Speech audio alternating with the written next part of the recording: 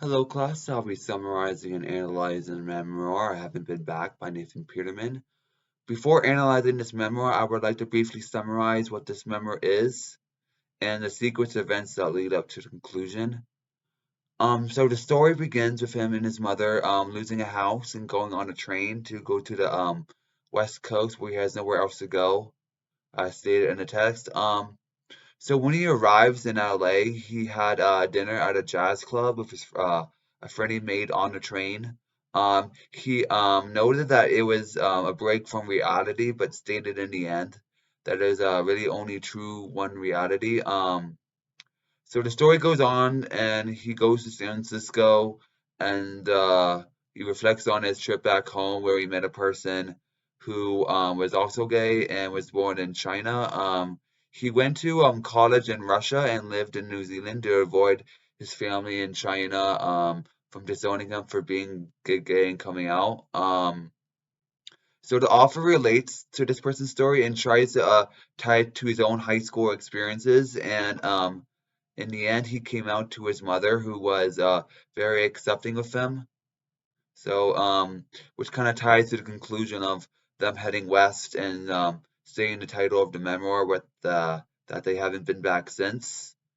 If I would like to choose what the author was trying to convey for the reader and in relation to the events that happened in throughout the memoir, I would most likely choose like the theme of identity because I feel like his trip to LA and San Francisco helped him discover who he was as a person and that there are more people like him in the world who also escape their life situations in hope of discovering who they really are. I notice as the memoir progresses, it kind of gets more personal, and as you get closer to the conclusion of the story, the ending ends with the title of the memoir, and I feel like this ending is kind of like the rope that kind of connects everything together as kind of helps the reader know what the author is trying to convey in regards to the train journey and the discovery of himself. And then in the end, he realized he was not really weird because he when it came out to his mother, she said she didn't know any gay people and was confused. And I feel like since he kind of relied on her as his point of reference, and since she never really thought of him as being weird, and when he finally came out, she really had no prior experiences to base biases upon. All in all, I feel like this memoir is very it's structured well.